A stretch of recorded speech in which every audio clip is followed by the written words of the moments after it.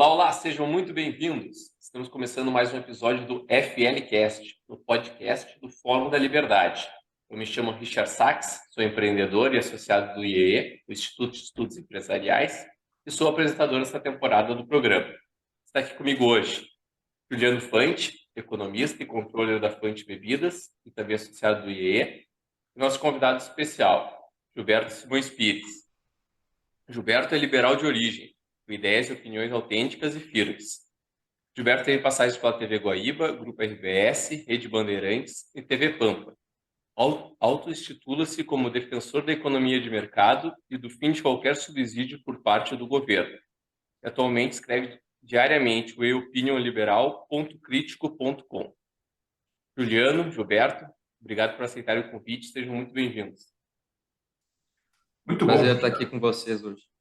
Aliás, essa iniciativa do IE eu acho extremamente interessante. Eu já participei até de um bate-papo com o IE no antigo Hotel Ritter, já faz tempo, isso a convite do Carlos Soto. E depois também tive mais uma outra oportunidade. Então, eu gosto muito de conversar e eu tenho até algumas críticas, muito mais por omissão do que justamente pelas posições que tomo e por aquilo que estudo. Mas isso a gente pode conversar no decorrer do nosso bate-papo. Perfeito. Como puderam ver, hoje o episódio promete, né, pessoal? Então, solta a vinheta aí. Agradecemos aos nossos investidores, Bitso, Évora, Gerdau, Grupo RBS, e os apoiadores Ouro, Atlas Network, Grupo A Mais Educação, Itaú, Icatu Rio Grande Seguros e PUC-RS.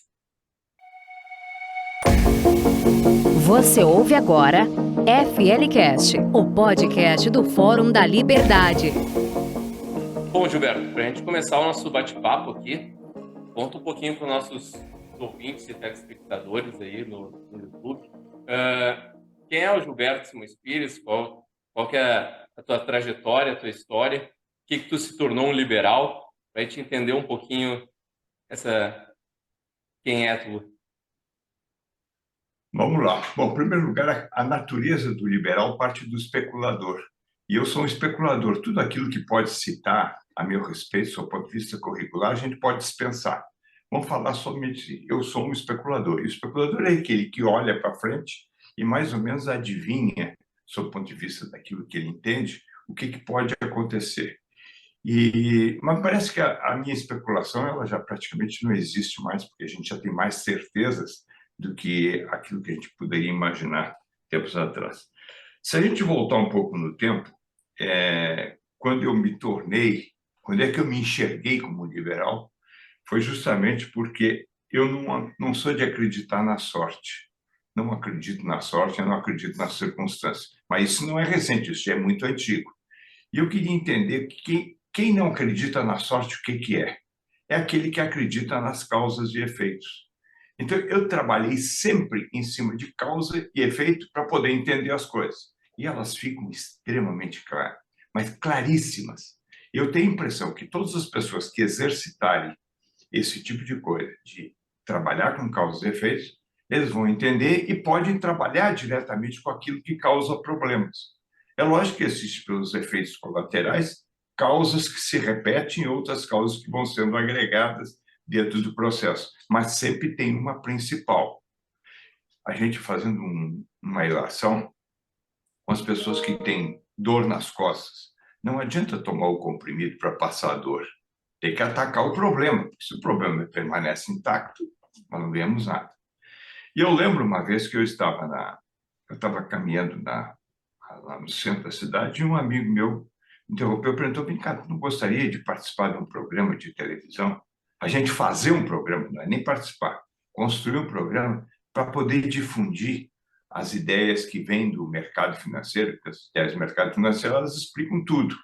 E por que explicam tudo? Porque nas nossas vidas, na vida de todas as pessoas, existe uma coisa que antecede, que se chama caixa. Tudo passa pelo caixa. Então, quando a gente fala em caixa, a gente está falando justamente do lado econômico, do lado financeiro. A felicidade sempre está ligada também a essa questão da natureza financeira, da natureza do caixa. E, naquela ocasião, eu sabia que quem perde dinheiro no mercado e quem ganha dinheiro no mercado, ele não trabalha com a sorte. E nem tampouco pode ser visto o mercado financeiro como um cassino. Muitas pessoas colocaram a Bolsa de Valores é um cassino. Não é cassino, porque ela mexe com a economia. As pessoas que não jogam, aquelas que não estariam participando de um risco, de um jogo de cartas ou um jogo de dados, elas correm o mesmo risco e até maiores. Então, aquilo ali reflete o que está acontecendo na economia. E dentro daquele convite, eu fui lá, participei, fizemos uma coisa, e eles perguntaram, mas quem é que vai apresentar o programa? Aí ficou aquela dúvida, e o então já falecido Cândido Norberto, que trabalhou muito tempo na RBS e foi presidente da TVE, TV Cultura, ele disse assim, não, mas quem tem que apresentar é quem conhece a matéria, eu acho que então tem que ser o Gilberto. Isso desgostou um pouco aqueles que queriam apresentar, mas eu disse, olha, eu não vim aqui para concorrer, só vim aqui para acompanhar. Mas acabei sendo escolhido e entrei no ramo da comunicação. E daí eu fui, a questão de 2 anos depois, o Clóvis Duarte, não sei se vocês conhecem o Clóvis Duarte, mas ele foi um apresentador bastante conhecido na televisão brasileira, da televisão gaúcha, e trabalhou muito tempo na RBS e depois, então, ele foi montar um programa na TV Guaíba que se chamava Câmera 2. Nem sei se ainda tem o Câmera 2, mas naquele tempo tinha. Aí ele convidou algumas pessoas e me perguntou, porque era muito amigo dele, ele perguntou, Ricardo, não gostaria de apresentar os resultados do mercado financeiro a cada dia? E aí tu tens uma participação de tipo 5, no máximo 10 minutos, tu não te envolve em entrevistas, nada, só faz o quadro e te manda. Eu achei interessante a gente conseguir mostrar para as pessoas o que acontecia no mercado. E até tenho a pretensão de dizer que no Brasil ninguém ouvia falar em cotação do dólar paralelo, que aquilo era meio que complicado, era meio que criminoso falar em dólar paralelo. Eu disse, mas se ele existe, vamos divulgar. Não tem nenhuma razão para não divulgar. E, Gilberto, só interrompendo, em que época que foi isso? Putz, isso aí faz tempo, foi lá para o ano de 1988, por aí, 86, 88. E aí, naquela ocasião, eu então comecei a participar do programa e um belo dia, questão de 2 ou 3 meses depois, eu não participava de entrevista e o Clóvis disse assim, pô, vamos fazer o seguinte, tu fica na mesa, na bancada, porque está faltando alguém só para não ficar ela desocupada e ficar ruim, que nós vamos entrevistar hoje um candidato à prefeitura de Porto Alegre que se chama Olívio Dutra. E eu disse assim, pô, o que ele faz na vida? Ele disse, não, ele é meio sindicalista, trabalha no Banrisul, mas ele é candidato. Mas por qual é o partido? Então, pelo PT e tal. Eu disse, muito bom. Eu não tinha esse contato político. Eu vivia um mundo financeiro. Mas fiquei ali sentado e ele e o Clóvis me olhavam de vez em quando dizendo, sem perguntas. Eu disse, ok, sem perguntas. E eles perguntavam ao Olívio Dutra, e o Olívio Dutra respondia o que bem entendia, e eles davam uma demonstração clara de que eles estavam muito satisfeitos com as respostas ou viviam aquela realidade seguinte. Bom, vamos para a próxima pergunta, porque não dá tempo para discutir a pergunta anterior ou a resposta anterior. Eu fiquei observando. Essa entrevista durou meia hora. Eu estava bem atento. Aí, quando termina a entrevista, ele faz um chamado, puxa a câmera, que ele chamava câmera 2, e puxava a câmera e perguntou, Gilberto, como é que fechou o mercado? E eu disse assim, fechou o mercado? Depois de eu ouvir essa entrevista que vocês fizeram, que foi lamentável, porque tudo que vocês perguntaram, ele não respondeu. E tudo aquilo que vocês não perguntaram, ele disse que bem entendia. E eu achei isso deprimente. Como é que vocês entram nessa? Não existe próxima pergunta quando a pergunta que foi feita não foi respondida. Bom, ele chamou os comerciais, me mandou embora para casa e disse, encerrou a tua participação aqui na TV Guaíba e não me aparece mais aqui. Ficou bravo. E o Olívio Dutra, com os olhos desse tamanho, me olhou e toda a equipe da entourage, que fazia parte daquela comitiva, estava lá. E aí eu levantei e fui embora para casa. Quando eu chego em casa, naquele tempo não tinha celular, não tinha nada disso, eu cheguei em casa, bate o telefone. Bate o telefone e era o dono da emissora, que era o Renato Ribeiro. dizendo: gostei muito da tua participação do programa. Eu disse: só o senhor é que gostou, porque o dono do programa já me dispensou. Eu disse: não, mas ele é o dono do programa, mas eu sou dono da emissora. E o senhor vai voltar ao programa se o senhor quiser. E ele disse: bom, eu vou pensar. Pô, terminamos aquele bate-papo rápido, liga o Clóvis. Eu disse: pô, mas o que houve contigo? Eu disse: nada, eu estou fora do programa, esquece. Não, mas agora acontece que o Renato Ribeiro quer que tu volte ao programa. Eu disse: bom, e se eu voltar ao programa, eu vou voltar para participar, não é mais para falar sobre quadro de fechamento de mercado. Aí ficou aquele negócio e tal, e eu acabei voltando para lá. E aí eu comecei a ter uma atuação totalmente... E as pessoas começaram a gostar da forma como eu atacava, da forma como eu discutia e da forma como eu não aceitava determinadas respostas, porque eu dizia assim: não, aqui tem uma falha, aqui tem uma falta de coerência, aqui, acho que o senhor não me entendeu. E isso criou um ânimo muito grande, ao ponto de eu ser convidado para ir para a RBS e para ser o primeiro comunicador. Eu não falo jornalista, porque essa palavra está muito esculhambada. Então, primeiro comunicador multimídia. Eu faria uma coluna no jornal Zero Hora, eu faria duas ou três participações na rádio, aí mais sobre mercados, mas explicando dentro dos fundamentos, e uma terceira aparição, que era no jornal da RBS, que era por volta de meia-noite.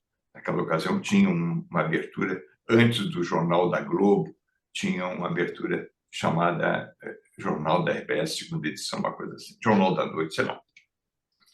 Aí fiquei 4 anos ali e sempre muito mal visto pelos jornalistas. Tanto é que, naquela ocasião, o diretor da empresa, que era o tio que era o irmão do Maurício, qual é o nome dele? Bom, daqui a pouco. Um cara espetacular, um cara educadíssimo. Ele disse assim: Gilberto, é melhor tu aparecer menos aqui, porque as pessoas não gostam de ti, porque não gostam do pensamento liberal. E o pensamento liberal faz mal a essas pessoas, eles não concordam. Eu disse: mas o pensamento liberal não faz mal para ninguém. Sim, mas na cabeça deles faz, porque eles são coletivistas e então não adianta nada. Então eles pegavam meu material e levavam esse material para a RBS lá e expunham. E eu só entrava por telefone e tinha que obrigatoriamente ir ao estúdio da TV. O resto era assim. Até que um belo dia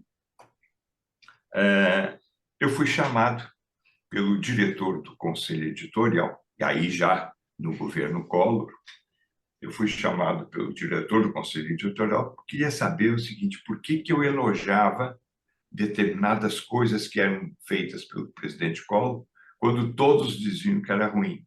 Eu disse: não, mas eu estou só trabalhando o lado econômico, e ele justamente está liberando um pouco mais o Brasil. Era uma certa abertura econômica que começava com o fim da reserva de mercado da informática, que era um absurdo, a questão da industrialização dos veículos no Brasil, ou seja, uma abertura que dava os primeiros passos. E eu justamente tocava nesse ponto. E eu não tocava na figura presidente da República, é só na figura institucional, aquilo que trazia de benefício para o Brasil.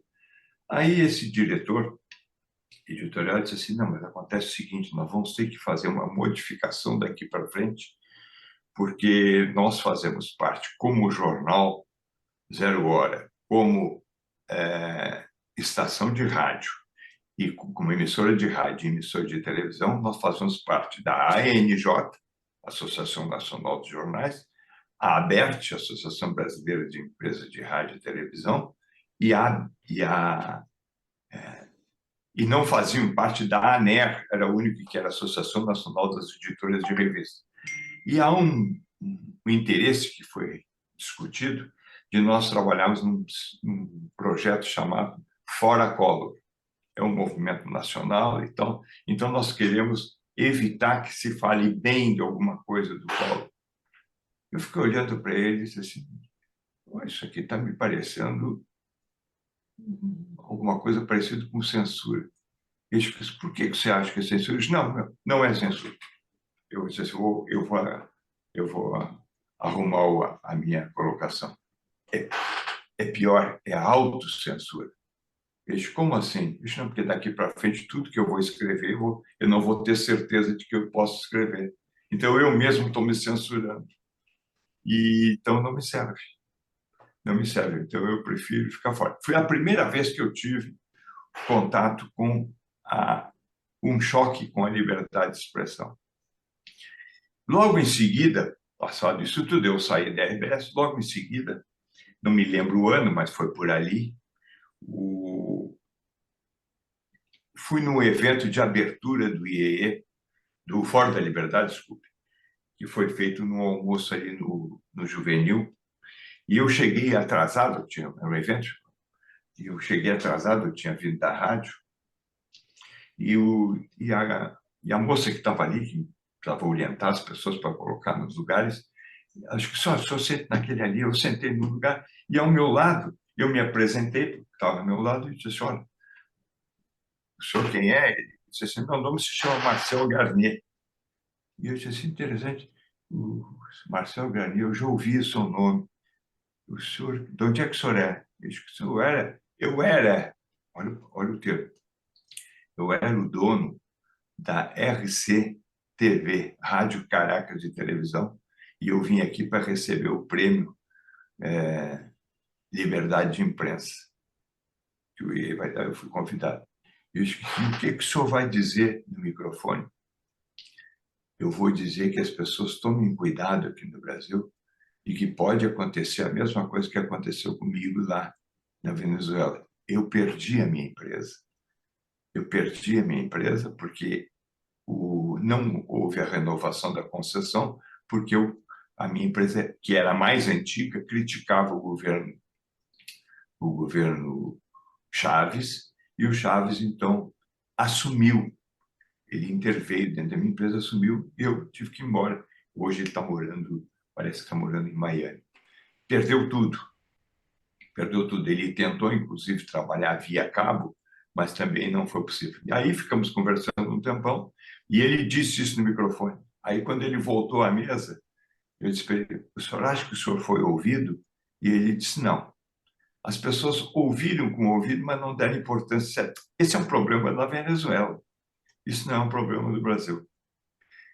Aí, passado algum tempo, mas sempre mais ou menos dentro da mesma época, nós recebemos aqui, e eu não me lembro qual foi a instituição que trouxe, um francês que leva o nome de Denis Rousseau. Aqui está o nome dele e o livro dele, que se chama A Ilha do Dr. Castro. E eles perguntaram se eu não queria fazer uma entrevista com ele. E eu disse, maravilha, eu quero falar com esse cara.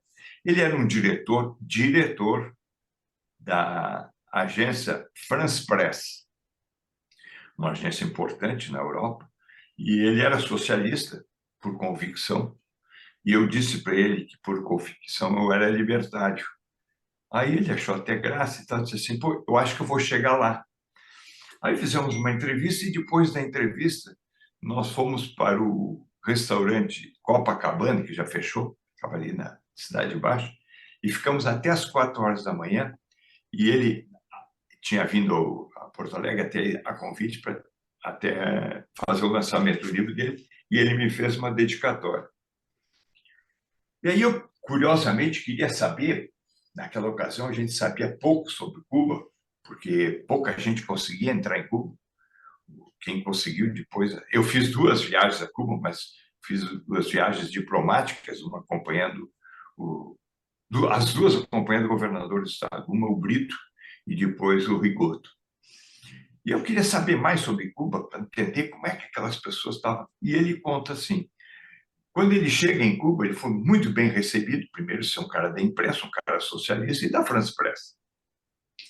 E ele disse que na primeira semana que ele estava lá, ele estava entusiasmadíssimo pela sua própria formação, e ele disse, meu filho, daqui a um mês vai começar a frequentar a escola, e aí o pessoal que cuida da área da educação perguntou, mas qual é o tipo de escola que o senhor quer?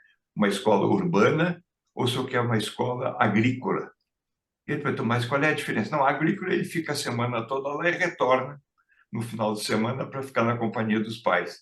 E lá ele tem a educação, não só a educação normal que as pessoas têm, mas também a educação mais técnica, voltada justamente para a questão agrícola.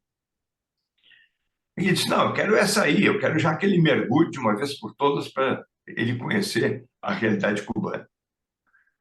Ótimo. Chegou no domingo à noite, parece lá, passou o ônibus lá e levou o filho dele junto com mais outros, foram para a escola. Durante a semana, ele e a mulher tinham muita saudade, nunca tinham se separado do filho. Quando chegou no sábado de manhã, o filho retorna. Foi a primeira vez que ele passou a primeira semana fora de casa. Aí, naquela euforia, tal, a mãe tinha deixado o café na mesa, e eles vão sentar. Quando ele senta, eu não sei se vocês vão ver aqui, eu vou me afastar um pouco para mostrar aqui. Quando ele senta, ele imediatamente levanta e, de pé, com a mão aberta, assim como eu estou, com a mão aberta, o polegar na testa, ele diz: pioneiros por el comunismo, seremos como el Che. E senta. O Daniel, o Henri, o Denis Rousseau, aliás, o Denis Rousseau olhou aquilo, ficou embasbacado e ficou: como é que é? E o filho levanta de novo e põe o polegar na testa, com a mão aberta, e diz novamente: pioneiros por el comunismo, seremos como el Che. Ele pergunta: o que é comunismo? Não sei. E o que é? Quem é el Che? Não sei. Era o Che Guevara, mas ele não sabia ainda. Ou seja, o processo de lavagem cerebral começou no primeiro dia. E ele fazia isso 3 vezes por dia, a cada refeição. Nessa escola agrícola, nem sei se ainda tem essa refeição, provavelmente eles estão comendo já aos pés de mesa lá. Mas eles tinham que repetir essa expressão. Aí, em questão de uma... Tem mais, eu não estou inventando, porque ele não só disse, como está aqui no livro. Se alguém quiser ler o livro aí do Dr. Carlos, vai enxergar as barbaridades que ele constatou. Um socialista constatou isso dentro de um país que adotou o regime comunista. Então, bom, eu levei esse assunto para mais adiante e aí tive em contato com aquele que já morreu agora, o Carvalho, como é o nome dele? Olavo de Carvalho.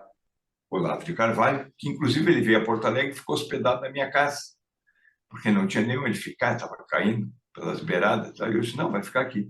E fizemos alguns programas juntos, baseado em cima do Foro de São Paulo, onde ele conseguiu todas as atas, até então, para a gente divulgar. E eu passei a divulgar aquilo com uma ansiedade muito grande.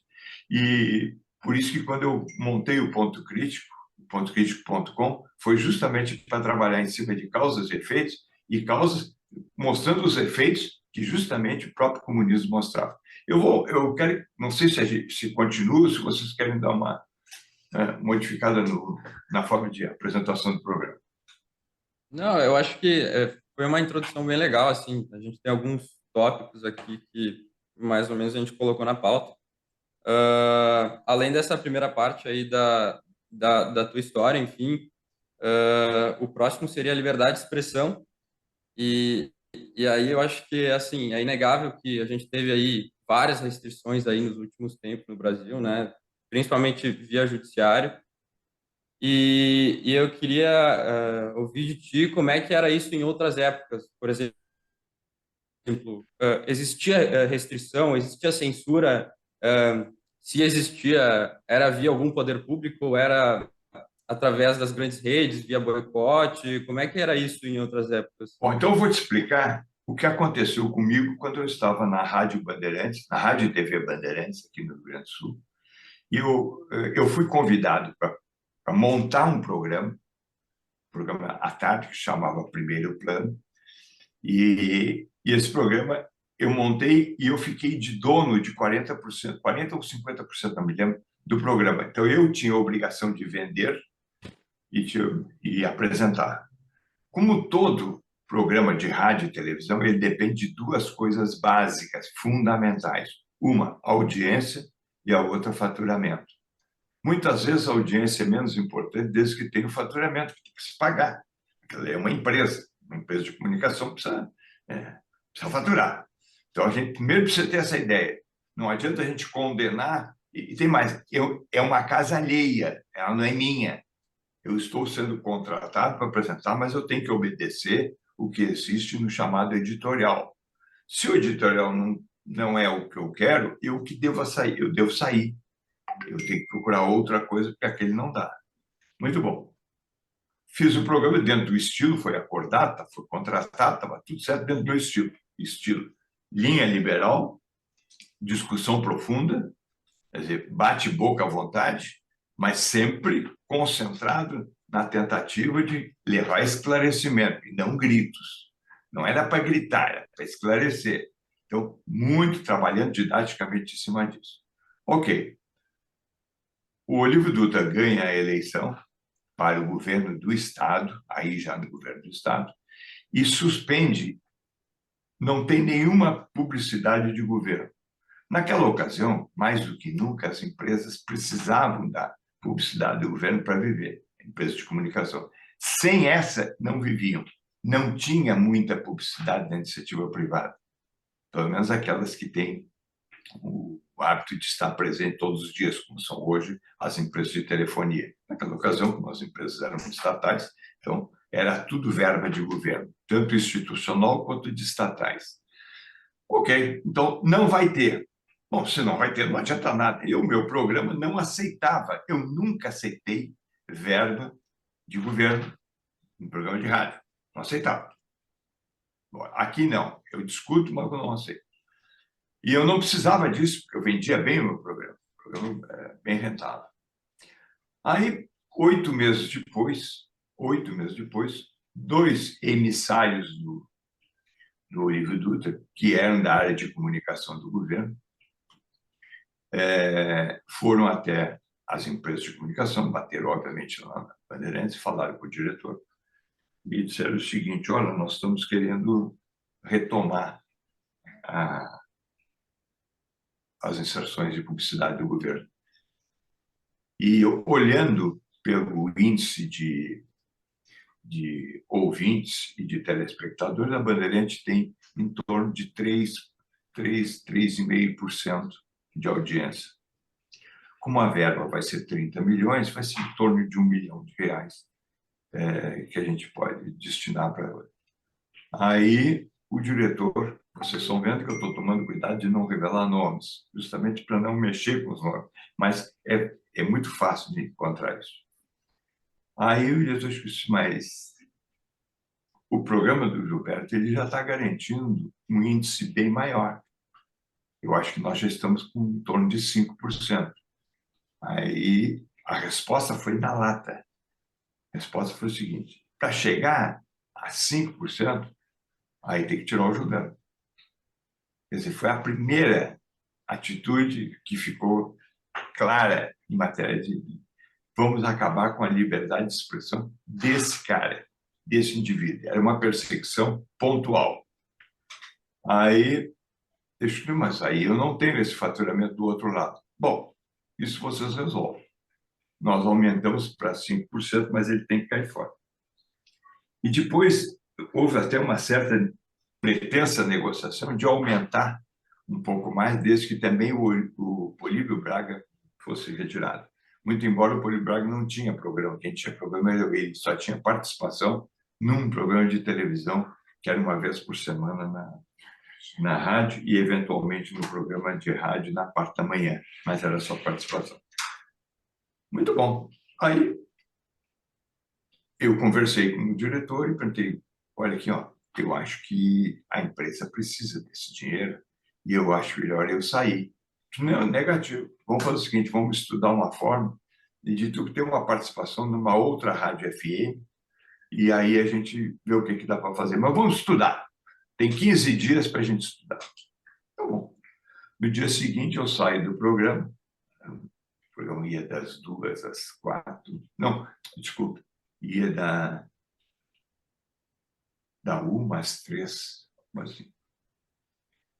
Quando eu saio do programa, me chamaram na diretoria comercial e disse assim, olha, que o programa está encerrado, amanhã não tem mais. Eu disse, mas não tínhamos 15 dias para conversar? Eu disse, não, resolvemos encerrar. Ou seja, naquela noite anterior, o assunto foi sacramentado. Tira esse cara, porque liberal não pode.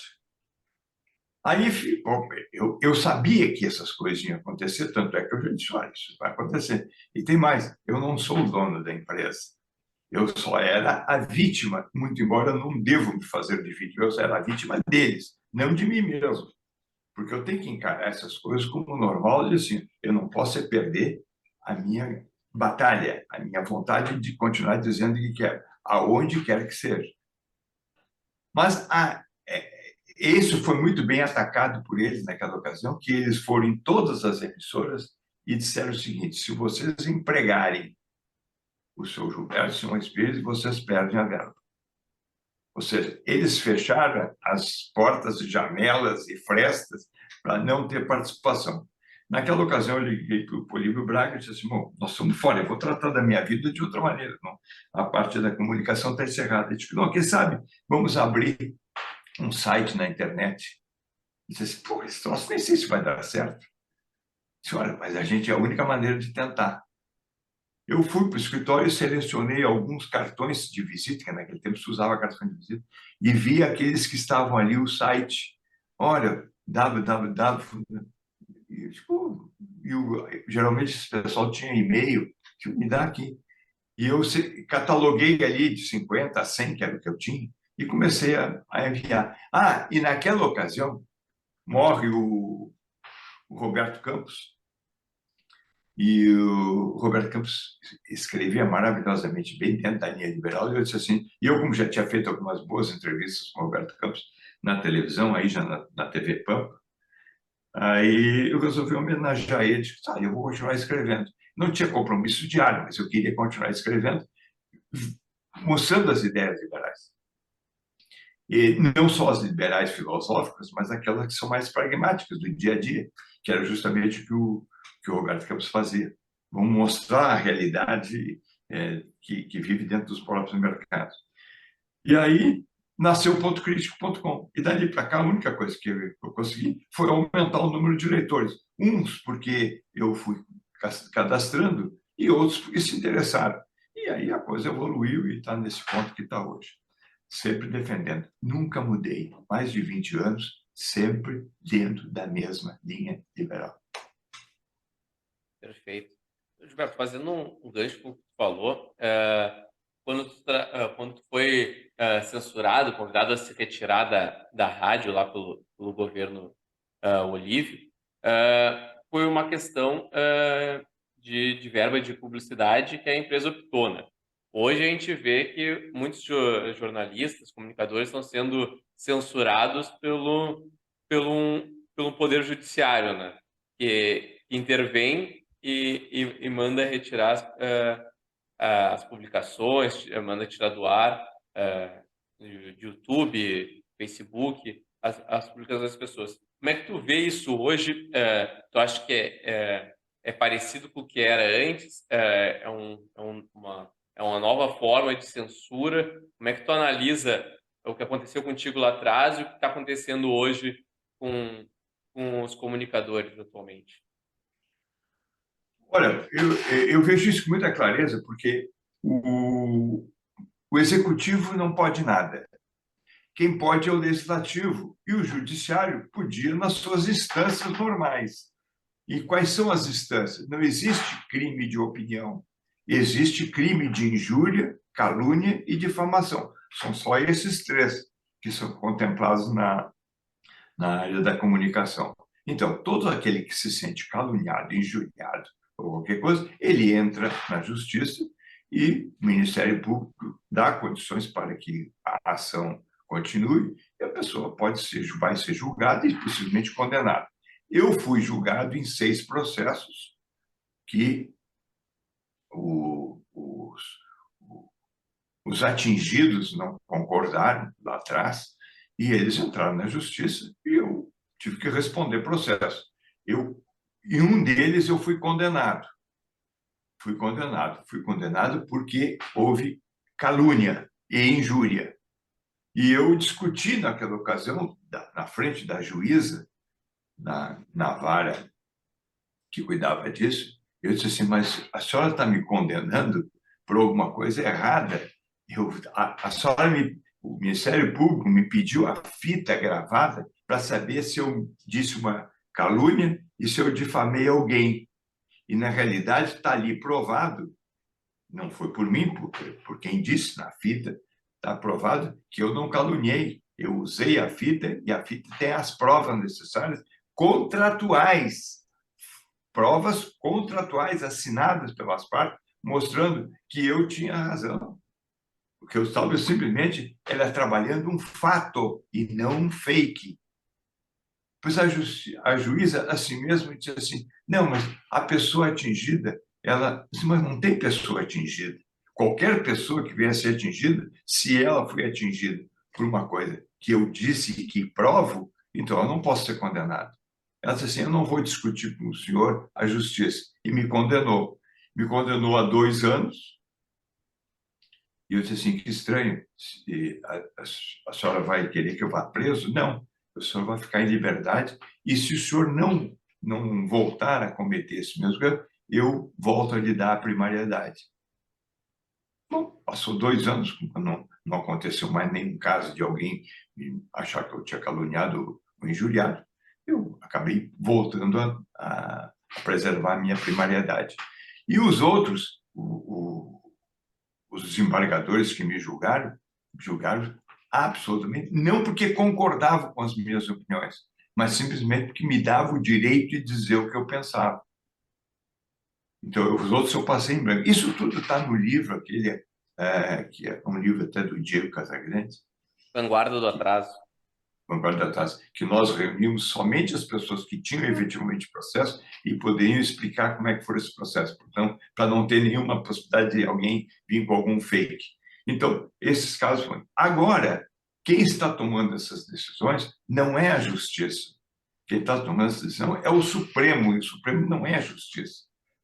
É uma instituição que fica na parte que não é feita pela primeira, segunda e terceira instância, é uma parte superior. E eles estão tomando decisões sem julgamento, sem coisa nenhuma, eles mesmos julgam, prendem e está resolvido. E tem mais, ninguém tem problema para ser preso ou botar uma tornozeleira eletrônica. O problema todo é a desmonetização. É justamente eles entrarem na tua conta e pronto. E aí eles acabam com a tua vida, eles acabam com o teu pão. Tu não consegue comprar a água mineral. Aí, automaticamente, as pessoas dizem, bom, o que eu vou fazer? Quem é que vai me garantir o direito constitucional? Aí tu olha para o lado e diz assim, olha, se eu tivesse uma empresa de vigilância privada, eu tenho certeza de que se alguém se aproximasse da minha loja ou da minha casa e viesse a tentar entrar, ele me protegeria. Do ponto de vista público, eu tenho ou a polícia, eu tenho o exército. Pô, o exército, que deveria cuidar dessas manifestações contrárias a quem não cumpre a Constituição, eles deviam agir. Não, eles não agem. Eles me cobram por existir e não agem. Então é o seguinte, ele fechou muitas bocas, umas ele tirou do ar, e os outros estão aí sem saber o que fazer. E tirou gente de tudo que é tipo, não é só jornalista, não é só comunicador, não é só deputado, não.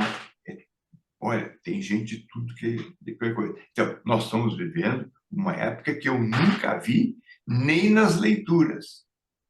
Nunca vi coisa igual. Gilberto, eu acho que é legal assim, fazer um gancho com essa questão da liberdade da imprensa e tal. O senhor falou que até então não existia uma censura legal no Brasil, né? Acontecia via outros meios, mas via o processo legal não acontecia, né? Isso, processo legal.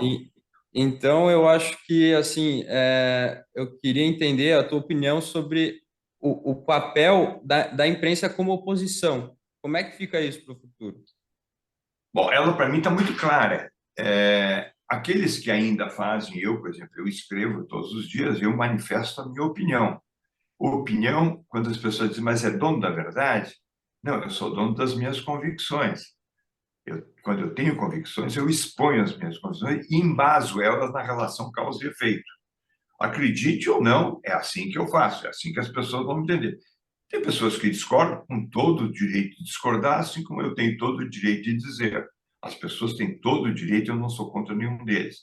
O problema todo é que nós estamos vivendo um momento em que somente aqueles que discordam da linha liberal podem dizer o que bem entendem. Isso ficou muito notório, muito claro. E os outros que falam aquilo que não é, agora rotularam que liberal é bolsonarista. Não tem nada a ver.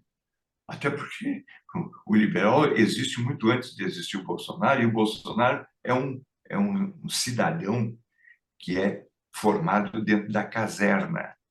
E quem é formado dentro da caserna, por uma questão de cultura, de naturalidade, ele é nacionalista. Nacionalista, ele quer ver empresas estatais.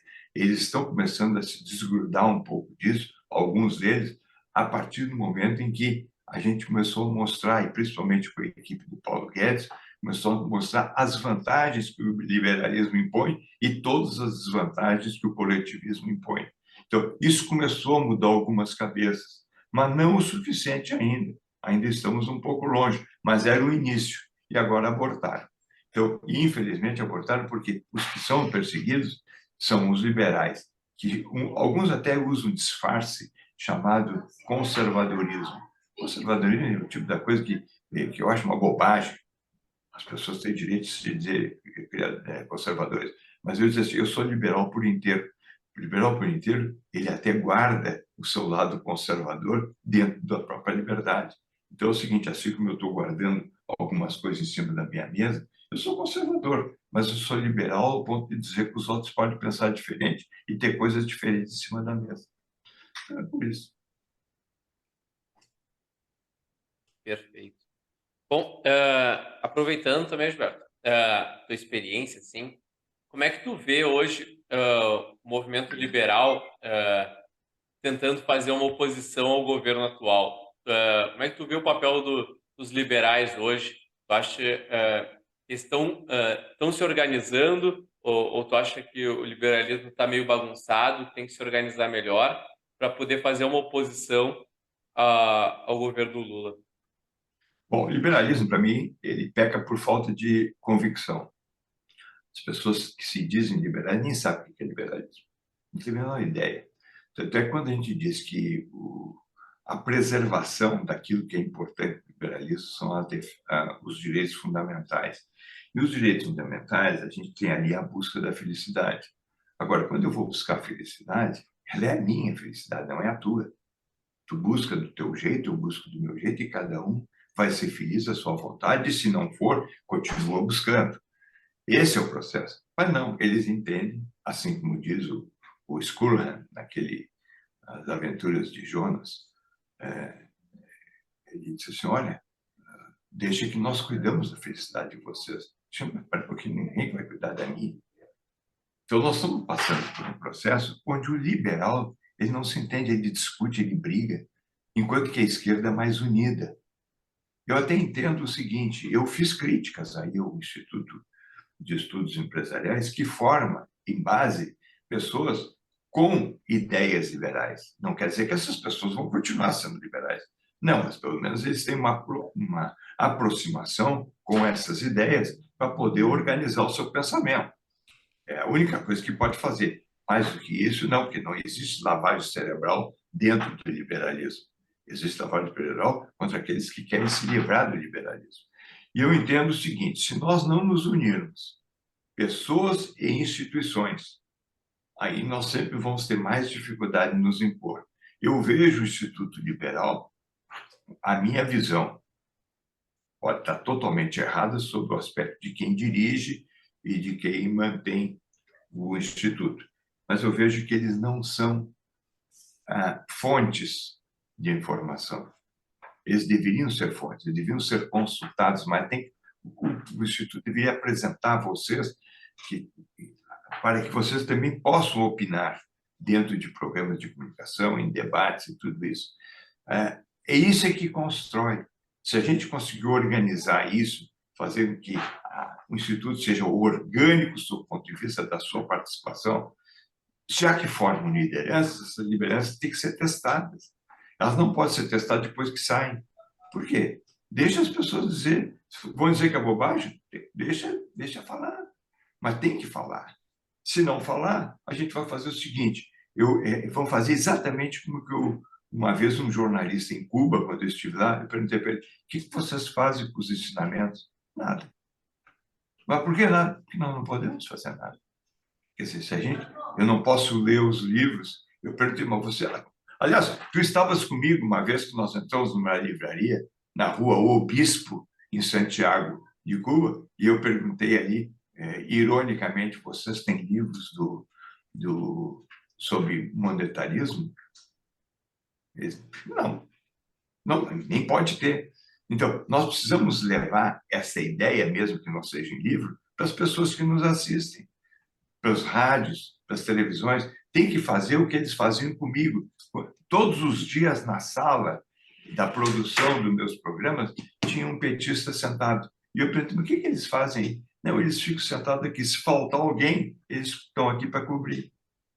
Se faltar alguém na grade da programação, eles estão sempre prontos. Nós nunca fizemos isso. Nós ficamos esperando em casa para ser convidados. Eles se convidam. Eles ligam para lá. Eu digo assim, olha aqui, eu ouvi isso aí, eu discordo.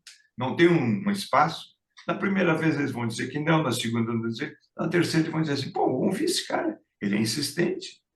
Então, se nós não nos posicionarmos, nós vamos viver sempre os mesmos problemas. Nós vamos continuar falando das consequências, e as causas estão lá intactas, ninguém mexe. Aliás, até estão fazendo até crochê para botar uma colcha em cima das causas, para ninguém mexer nesse negócio. Nós temos que mudar atitudes. Voltando, entre o conservador e o inovador, fique sempre com o inovador.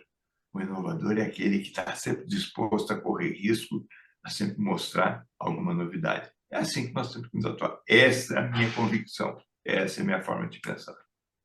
Não, tá certo. É que nem aquela frase, né? Temos que tirar a bunda da cadeira, né? E se ficar esperando... E mais algumas outras coisas. Tem que botar a cara a tapa. A gente tem que perder pelos argumentos e vencer pelos argumentos. Se a gente não está preparado, a gente vai perder. Mas cada vez que se perde, a gente vai lá e busca força para tentar de novo. Se nós não fizermos essa tentativa, nós vamos ficar com medo de errar. E quem tem medo de errar, não vai acertar. Nesse sentido é engraçado, assim, porque a esquerda ela é muito organizada, né? Ela Muito. consegue difundir Muito. diversas narrativas e tornar isso muito forte, né? Exato. E acaba até abafando muito a oposição, né? A questão dos atos antidemocráticos, a questão das fake news. Se a gente olhar para a eleição do próprio Bolsonaro em 2018, ele teve muita ajuda das mídias sociais, enfim, das redes sociais. E isso acabou sendo muito abafado por essa questão da liberdade de expressão, da censura, enfim.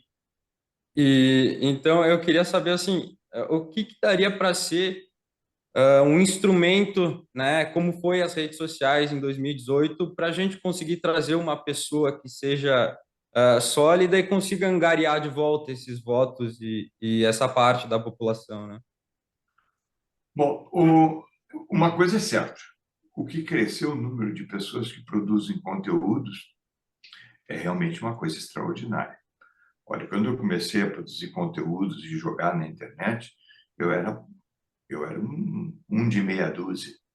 Hoje eu sou uma de milhões de pessoas. Cada um expõe, e tem gente boa escrevendo aí, tem gente boa falando aí. Então, primeiro, tem que organizar um departamento de produção de conteúdos e jogar conteúdo. Conteúdos têm que ser curtos e objetivos. Se eles não derem uma mensagem rápida e objetiva, e elas podem ser feitas tanto pela forma de imagem, como podcast, que eu acho que funciona até melhor do que a parte escrita, porque vê a reação da pessoa e talvez até dê um pouco mais de empolgação à apresentação, eu vejo isso como necessário. Mas isso é um grande circo. Nós temos que ter os trapezistas, temos que ter os palhaços e temos que ter os bichos. Todos eles fazem parte do espetáculo. as pessoas se divertem, mas também aprendem. E assim, a gente aprende muito com aqueles que têm a vontade, a vocação. Vê o caso desse deputado que foi eleito por Minas Gerais, o Nicolas. Eu sugeriria que vocês fizessem um bate-papo com o Nicolas. O cara é extraordinário. Essa é uma liderança que surge, uma liderança que tem uma probabilidade de crescimento muito grande, primeiro pela idade, segundo pelo raciocínio. Então, acho que ele pode alimentar essa ideia de como chegar lá. Ele chegou em pouco tempo. Então, qualquer um de vocês aí do IE pode chegar também com o mesmo tempo, desde que sejam aguerridos e que tenham posicionamento e que façam alguma coisa que dê um estalo, porque essas coisas têm do estalo. Tu tem que dizer alguma coisa diferente que chame a atenção para que as pessoas dizem assim, vou ouvir de novo esse cara, vou ler de novo o que esse cara está falando. Isso aconteceu com o Rodrigo Constantino, aconteceu com o Caio Coppola. São as pessoas mais jovens que resolveram entrar e fazer e causar impacto. O Caio Coppola, acho que seria um bom contato que vocês poderiam fazer. Acho que ele é um cara que causa impacto. Primeiro, que ele sabe o que diz. E segundo, que ele é um cara insistente. E todos eles já foram censurados. Aliás, procure os censurados. Porque quem não foi censurado não vale a pena. Eu até estou ficando meio revoltado, porque ainda não fui. Mas procure os censurados. Eles têm muito mais para dizer. Tá certo. Obrigado pelas dicas. Vamos entrar em contato. Bom, Gilberto, queria que tu desse uma explanada um pouco das expectativas que tu tem aí desse governo atual aí do PT.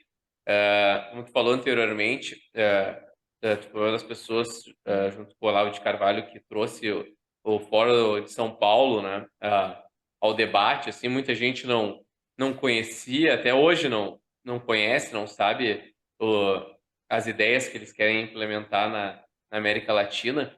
Então, queria que tu analisasse. Tu acha que o Fórum de São Paulo hoje ainda é um meio forte, é algo que motiva ainda o PT e a esquerda latino-americana? Ou tu acha que isso já perdeu força, agora o foco deles em outras coisas? Bom, em primeiro lugar, o Foro de São Paulo não é mais uma novidade, ele é uma coisa consolidada.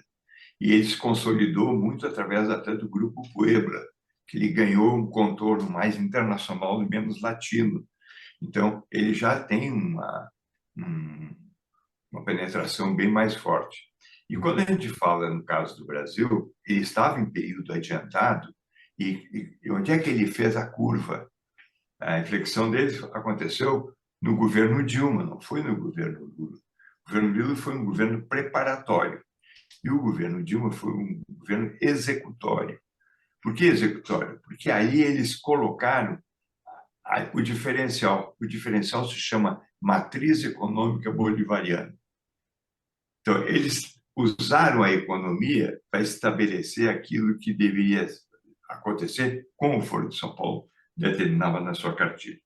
E essa matriz bolivariana, econômica bolivariana, ela deu uma resposta muito rápida para o Brasil. Ele simplesmente levou o Brasil do 80 ao 20 em um ano. Aí despencou tudo. A economia foi para o brejo e tal. Agora, nesse terceiro mandato do Lula, ele não entra como Lula dos dois primeiros mandatos. Ele está entrando diretamente como um sucessor da Dilma Rousseff. Ele passou a ser o poste da Dilma. E ele começou já de cara com a matriz econômica bolivariana. Tanto é que aquilo que já foi dito, primeiro pela escolha, nunca se escolhe alguém competente, escolhe um totalmente incompetente. Porque enquanto as pessoas olham para as burrices feitas pelo incompetente, as pessoas não olham para o lado da corrupção. Então, tudo isso é muito bem feito. Então, aqui a gente rouba e aqui a gente faz mal feito. Mas eu ainda julgo que ali não é incompetência, é competência para fazer a coisa errada. E o Fernando Haddad, ele não tem o menor constrangimento. Ele foi para Davos, lá na Suíça, para dizer as coisas que ele nem diria aqui. Ele diz coisas mais horrorosas lá que ele não teve, talvez, a coragem ou não teve tempo ainda para dizer aqui. Lá eu pensei que ele ia ser parcimonioso, ao contrário. Lá ele foi extremamente ostensivo. Ele e a Marina disseram coisas horripilantes. Primeiro, mentiram adoidado. E segundo, que como solução apresentaram coisas que só são para deteriorar a economia brasileira. Então, o homem está completamente maluco, sob o ponto de vista de quem olha as coisas com a questão emocional. E ele está completamente certo quando a gente vê aquele lado da destruição. Olha aqui, ó, eu não tenho a menor dúvida, o Foro de São Paulo, ele está agindo como cartilha, porque a cartilha já foi aceita, ela já foi digerida e ela justamente está naquele processo de que não tem nada de errado, está tudo certo para quem quer chegar ao comunismo. E a única coisa que ainda poderia ser, ele tem salvação? Sim. Tu não agrada 16 partidos com muita rapidez e certamente tu vai criar algumas discussões. Mas isso também não vai impedir de eles tomarem atitudes muito fortes. Se a gente não controlar o legislativo vai acabar aprovando muitas coisas que representam muito mais um revogaço, não das coisas ruins que foram feitas, mas das coisas boas. Eles não vão melhorar a Previdência, eles vão piorar a Previdência. A Previdência precisa ser melhorada. Aquilo não foi uma reforma. Faltou a capitalização, que era importante. Não foi porque o Congresso não estava disposto a fazer a coisa certa. E eles agora querem revogar só a parte boa. A parte boa que a reforma da Previdência fez, essa não interessa. E a parte ruim, essa tem que ter intensificado. Eles estão dizendo isso claramente. Todos os ministros têm se manifestado. É lógico, tem gente que não tem tempo para ouvir, e tem gente que tem nojo de ouvir, mas eu tenho que ter estômago para ouvir e tenho que ter estômago para ler todas essas bobagens que eles estão dizendo, que estão sendo efetivadas, estão sendo colocadas em prática e vão colocar muito mais. Eles estão dependendo, obviamente, da abertura do Congresso que vai acontecer no dia 1º de fevereiro. E, Gilberto, e na tua opinião, assim, qual que seria talvez a barreira mais sólida para conseguir segurar esse processo A que nos única coisa é o direciona para... seguinte, aí eu até vou fazer uma sugestão para vocês, essa sugestão eu já fiz até para algumas entidades, eu vou colocar o IE como entidade. Chamem urgentemente os deputados e senadores. Chame e converse com eles, assim como nós estamos conversando agora. Assim, ó, primeiro, vamos nos desarmar. Jogamos as armas dentro da gaveta para a gente se entender. Tá bom, olha aqui, ó. Os senhores pensam assim, nós pensamos assado. Nós aqui estudamos esse assunto, não é por acaso que nós estamos dizendo isso. Vamos conversar? Exponham as ideias de vocês, exponham o que vocês veem de bom, mas olho no olho. Convidem ele para reuniões, um na segunda, outro na terça, outro na quarta. Aproveite o máximo das primeiras semanas de contato, ou agora mesmo.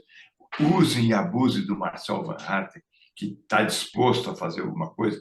Use um outro deputado, que é o Sanderson, é um cara extraordinário. Enfim, trabalhem essa gente e vão chamando os outros.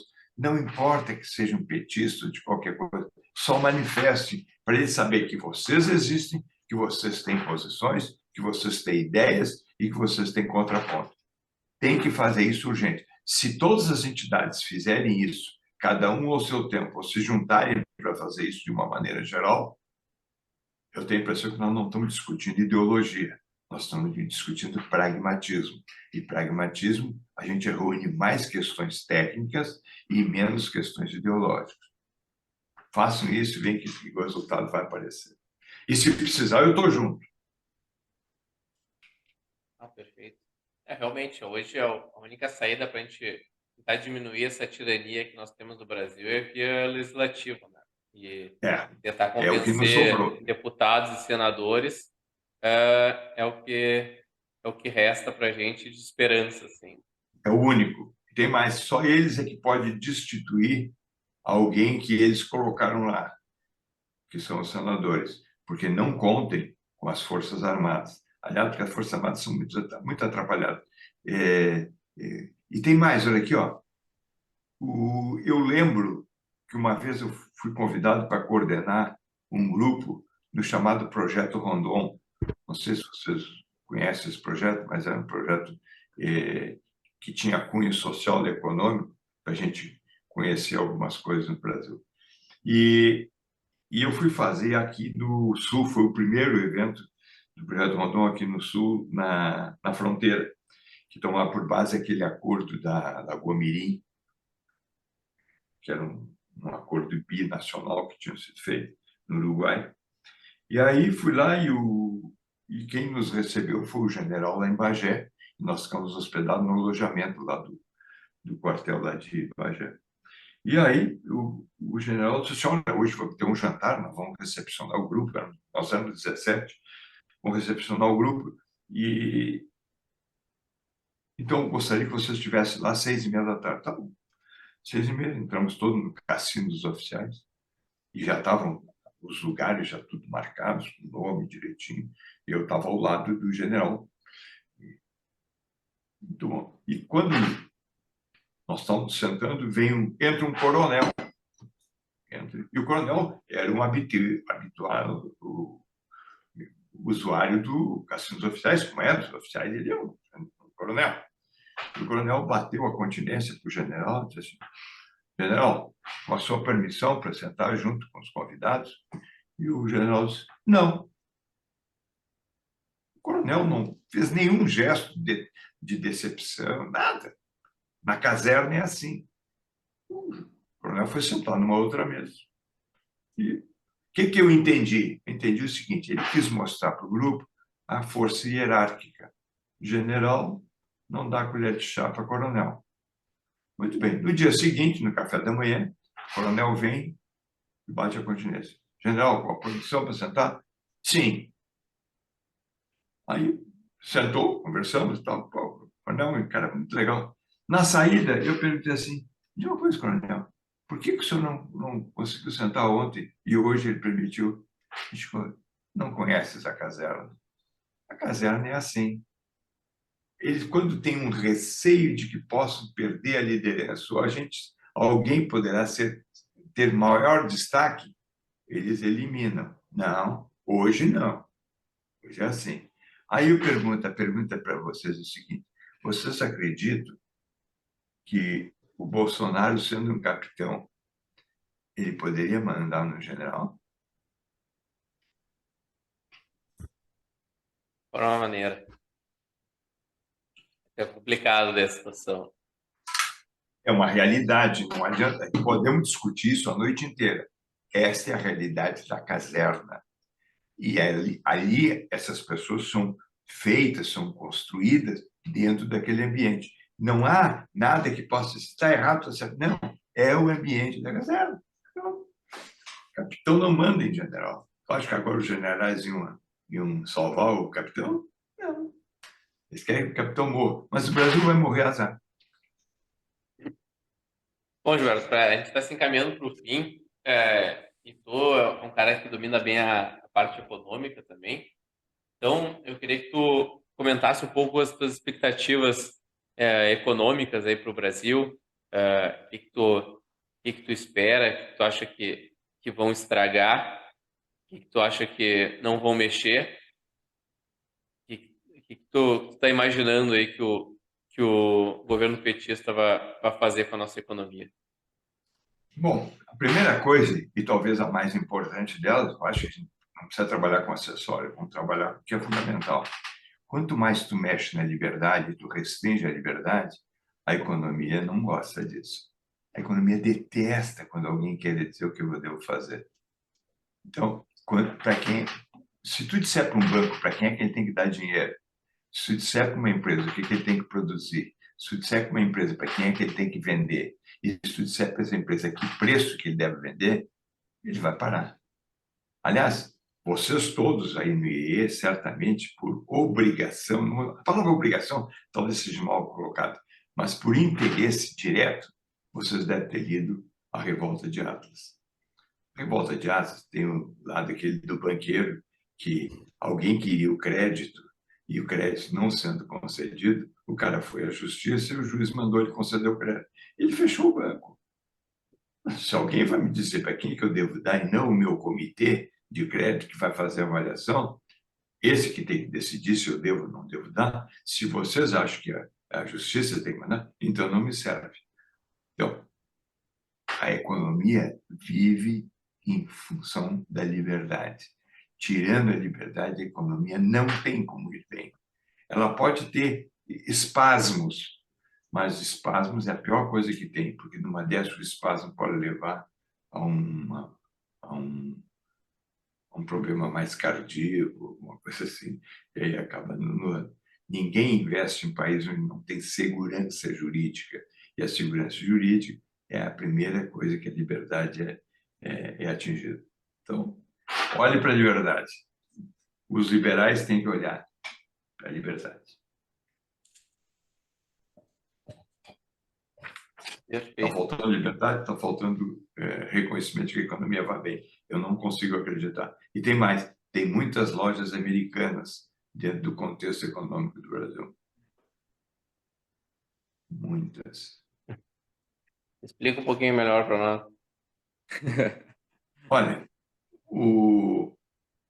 essa turma que faz o L, que fez o L, não me surpreendeu quando apresentam esses balanços mentirosos, fictícios. E são pessoas milionárias que ganharam, retiraram da empresa, porque eles é que determinam, o conselho é com eles e a assembleia é deles. Eles decidiram pagar 100 milhões de dividendos no ano passado, 2022, e com esse estouro que tinha no caixa. A empresa hoje conseguiu na justiça, o Banco BTG, um bloqueio de 1 bilhão e 200 que a juiz ontem não tinha permitido. Hoje um outro juiz deu, mas é liminar.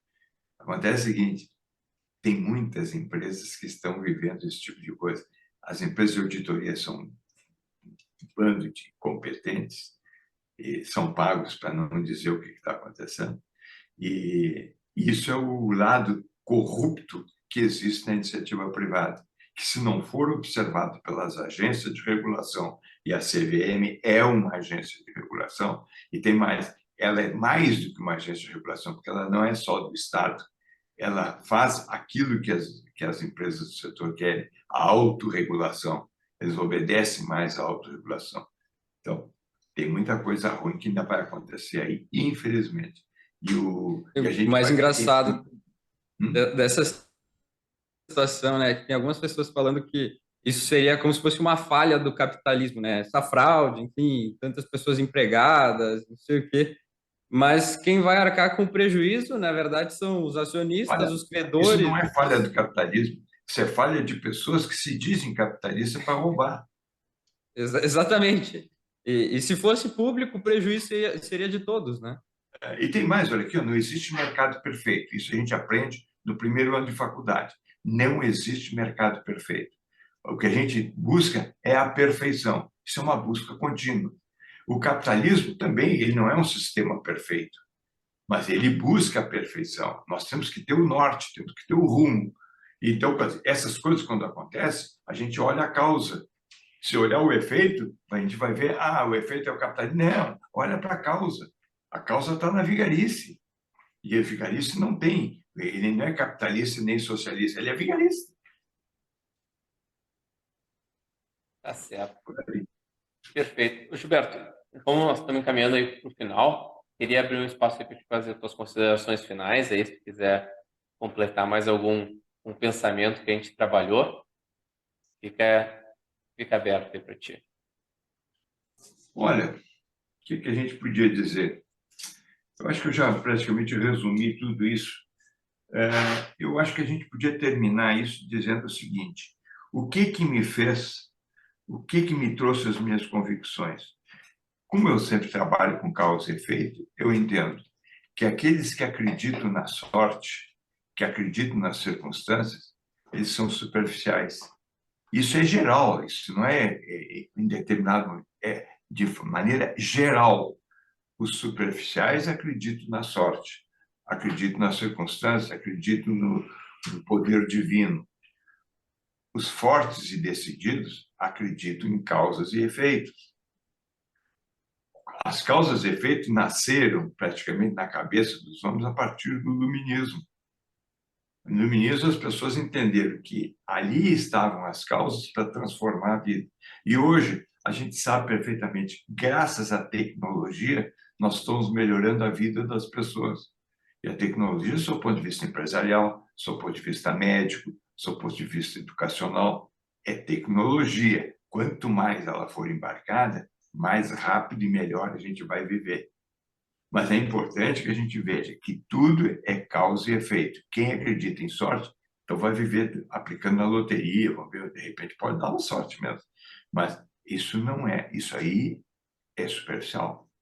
Fundamental para fortes, para decididos, é causa e efeito. Perfeito.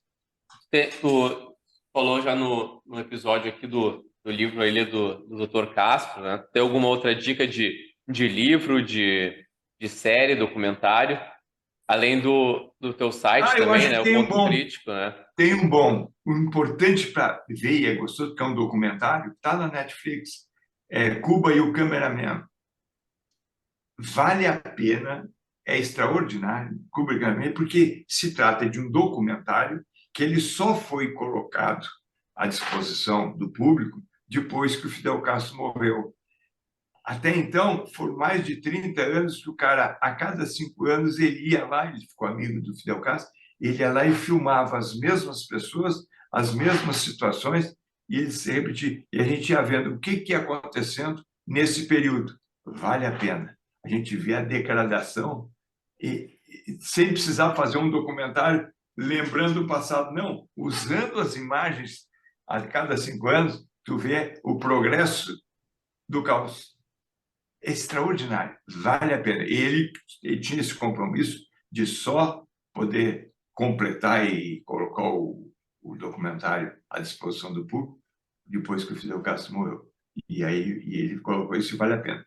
Cuba e o Cameraman. Perfeito. Realmente é muito bom esse documentário, eu recomendo também.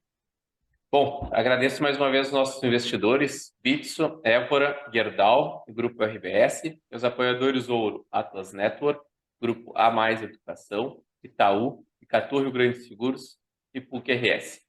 Esse episódio do FLCast vai ficando por aqui. Até o próximo episódio. Obrigado, pessoal. Tchau. Tchau, pessoal. Até o próximo episódio. Você ouviu FLCast, o podcast do Fórum da Liberdade.